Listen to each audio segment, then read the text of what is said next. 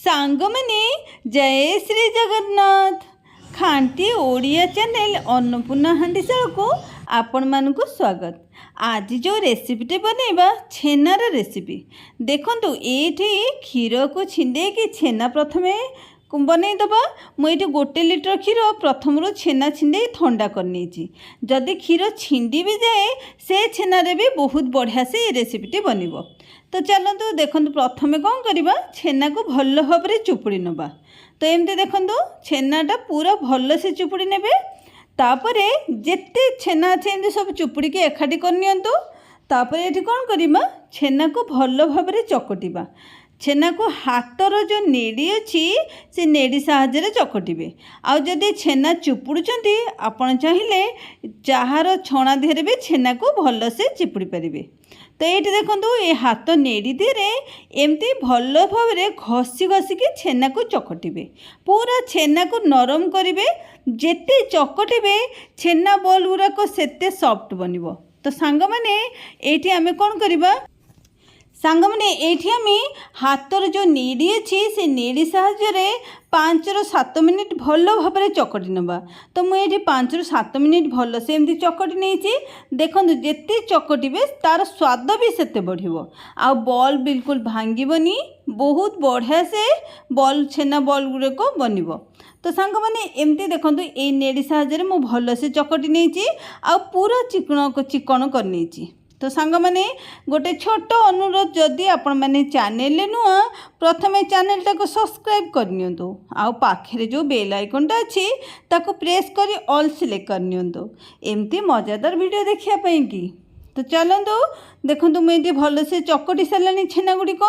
तापर एठी आमे कौन करवा भल भाव में देखो पूरा चिकन हो जाइए। बॉल गुड़ाक बनईदबा। आपण बड़ बड़ भी बॉल बनई पारे और ना मुझे बनई सेमती भी बनई पारे। देखो केते चिकन हो छेना गुड़िक। तो सांग मैंने ये मुझे अल्प टिके हाथ में नहीं कि देखु बिल्कुल हाथ में लगुनि पूरा चिकन एते बढ़िया से होती बॉल गुड़ाक भी केते बढ़िया से बनी जाइए। तो एबे सब गुड़ाक बॉल एमती हाथ में बनईदमा। सांग मैंने जदि रेसिपीटी भल लगे गोटे लाइक आ गोटे कमेंट निश्चिंत करेंगे। तो देखो सब गुड़िक बॉल एमती बनई नवा। तो ये आमर केते गुड़े बॉल बनिकी रेडी हो गलानी। आ जो बॉल गुड़ा बनइबे भल से बनइबे टिके क्राक पड़बनी। क्राक पड़ले भी किसी असुविधा हेनी कि न पड़ले टिके भल। तो ये देखो मुझे सोरिष तेल नहीं तेल गरम हो सारापर छेना बॉल गुड़ाक छाणीबा। तो सांग मैंने आपण मैंने अलग कौन से तेल रे भी बनई पारे जेहेतु यहाँ सोरिष तेल बहुत भल लगे खाइबापी कि। तो मुझे तेल रे छाणीबा संगे संगे ये तेल रे मु तरकारीटा भी बनईबी। तो से एकाथरे ये सोरिष तेल नहीं जाइए। आपण चाहिए रिफाइन तेल रे छाणिकी सोरिष तेल भी तरकारी बनई पारे। तो ये देखो छेना बॉल गुड़िक टिके टिके फुलिकी माने बड़ बड़ हवा आकृति माने आकार बड़ हवा आरंभ हो गलानी। छेना बॉल गुड़ाक फुलवा आरंभ हो गलानी। तो एमती छेना बॉल गुड़ाक सब गुड़िक मुझे पकई दूची। तो आराम से बहुत बढ़िया से ये छेना बॉल गुड़ा बनीज। तो सांग मैंने सब गुड़िक तेल रे पकई सारापर सांगे सांगे लुआ खड़िका मारे किछि समय छाड़े तापर ताकू ओलट पलट करेंगे। तो ये देखो मुझे समय छाड़ी थी जोटा कि गोटे कोटिंग ऊपर बसीगला तापर मुझे उल्टा पुल्टा करके भल से फ्राए कर भाजिक छाणिकी काढ़ुचे। तो एमती टिके कलर चेंज होगा पर्यंत ये छेना बॉल को छाणिबे। तो सांग मैंने ये रेसिपीटा बहुत बढ़िया लगे। गोटे थर बनइबे आपण सब बेले एमती बनईकी खाइबे। आ जो मैंने छेना खाया पसंद करंतिनी से जानी भी पारिबेनी एटा छेनार स्वाद भी आसबनी। तो चलते सांग मैंने यहाँ पूरा संपूर्ण रेसिपीटा ये स्टार्ट करवा। यहाँ तो छेना आमर छेना बॉल छाणीबा हो गला। तो नेक्स्ट प्रोसेस को जीवा। तो ये देखो छेना बॉल गुड़ा केते बढ़िया से कलर आसपर ये जो तेल बड़ी मु अल्प अध चामच टिके कम चीनी देछि टिके कलर बनवाई कि। तो ये चीनी टिके फेण फेण ऊपर को आसला। तो ये आम कौन करवा पियाज ଯେତିକି ଆପଣ କ୍ୱାଣ୍ଟିଟି ହିସାବରେ ତରକାରୀ କ୍ୱାଣ୍ଟିଟି ହିସାବରେ ଆପଣ ଏଠି ପିଆଜ ଦେବେ। ତ ମୁଁ ଏଠି 3ରୁ 4ଟା ପିଆଜ ଦେଇଛି।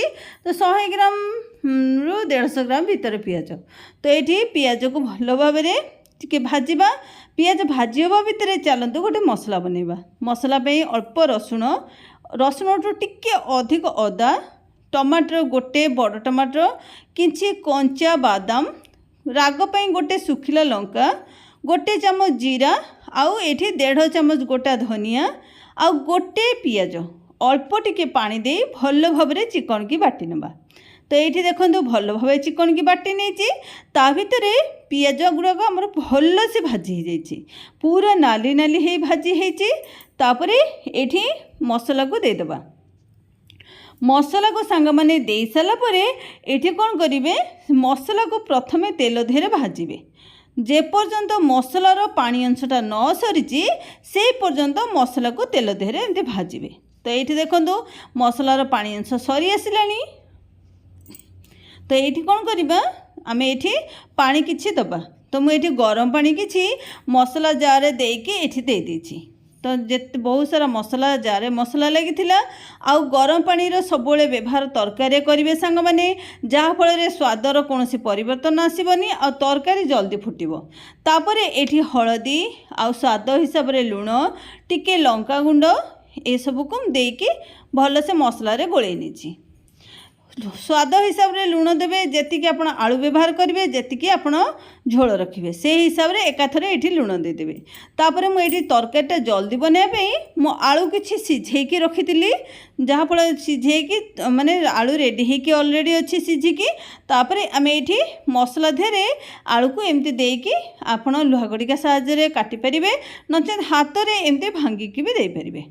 ତ ଆଳୁ ଗୁଡ଼ିକ ଦେଇ ସାରିଲା ପରେ 1 ମିନିଟ୍ ମସଲା ଦେହରେ ଆଳୁକୁ ଫୁଟେଇବେ, ଯାହାଫଳରେ ମସଲାର ସ୍ୱାଦଟା ଆଳୁ ଦେହକୁ ଆସିଯିବ।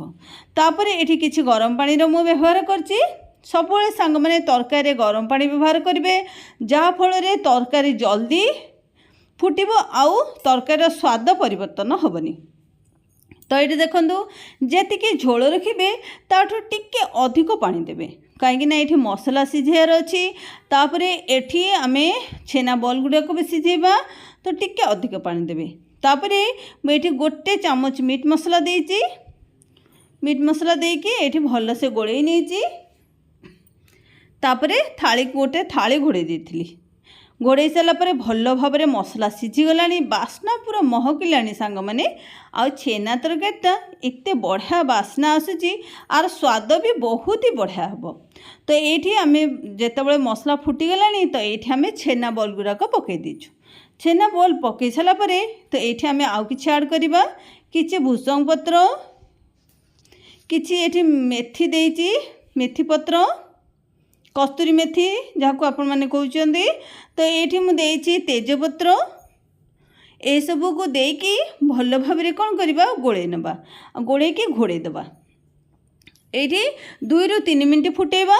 ଦେଖନ୍ତୁ 2ରୁ 3 ମିନିଟ୍ ଫୁଟିଗଲା ପରେ ଆର ବାସ୍ନାର ବି ଚେଞ୍ଜ ହେଇଯାଇଛି, ଆଉ ଏଇଟା ସ୍ୱାଦ ବି ବହୁତ ବଢ଼ିଆ ସେ ଆସିବ। ତ ଏଇଠି ଆମେ କ'ଣ କରିବା, ଗ୍ୟାସ୍କୁ ବନ୍ଦ କରିଦେବା। ତାପରେ ଏଠି ମୁଁ ଗୋଟେ ପ୍ୟାକେଟ୍ ମ୍ୟାଗି ମସଲା, ଯେଉଁଟାକି ଆପଣଙ୍କୁ ଆରାମସେ ମିଳିଯିବ ମାର୍କେଟରେ। ତ ଏଇ ମ୍ୟାଗି ମସଲାଟା ପକାଇ ଗୋଳେଇ ଦେଇଥିଲି ଆଉ ଘୋଡ଼େଇ ଦେଇଥିଲି। ତ ଏଇଠି ଦେଖନ୍ତୁ ଛେନା ତରକାରୀ ଆମର ଏତେ ବଢ଼ିଆ ସେ ବନିକି ରେଡ଼ି ହେଇଛି। ଯେତେବେଳେ ତରକାରୀ ବନାଉଥିଲି ଘର ପାଖ ସେ ମାଉସୀ ବି ଆସିଥିଲେ। ସେ କହୁଥିଲେ, ମା ଆଜି କ'ଣ ରୋଷେଇ କରୁଛୁ? ତ ଏତେ ବଢ଼ିଆ ବାସ୍ନା ଆସୁଛି, ଯେମିତି ଜାଣିଲେ ଛେନା ତରକାରୀ ହେଇଛି। ସେ ବିଶ୍ୱାସ କରିପାରିଲେନି ଯେ ଏଇଟା ଛେନା ତରକାରୀର ଏତେ ବଢ଼ିଆ ବାସ୍ନା। ତାପରେ ଖାଇଲା ପରେ ଭାବିଲେ, ତ ଝିଅ ଏମିତି ଛେନା ତରକାରୀ ଯଦି ବନେଇଛୁ, ମଟନ ତରକାରୀଠୁ ତ ଆବଶ୍ୟକ ପଡ଼ିବନି, ଏ ତ ମଟନ ତରକାରୀଠୁ ଆହୁରି ସୁଆଦିଆ ଲାଗୁଛି। ତ ସାଙ୍ଗମାନେ ମାଉସୀଙ୍କ କଥା ଶୁଣି ମୋତେ ତ ବହୁତ ହି ଭଲ ଲାଗିଲା। ତ ଆପଣମାନଙ୍କର ଏ ଛେନା ତରକାରୀ କେମିତି ବନୁଛି ମୋତେ କମେଣ୍ଟ ବକ୍ସରେ ନିଶ୍ଚିନ୍ତ ଜଣାଇବେ। ତ ସାଙ୍ଗମାନେ ଆଜି ପାଇଁ ତ ଏତିକି, ରହୁଛି। ପୁଣି ଦେଖା ହେବ ନୂଆ ଏକ ରେସିପି ସହିତ। ଜୟ ଶ୍ରୀ ଜଗନ୍ନାଥ।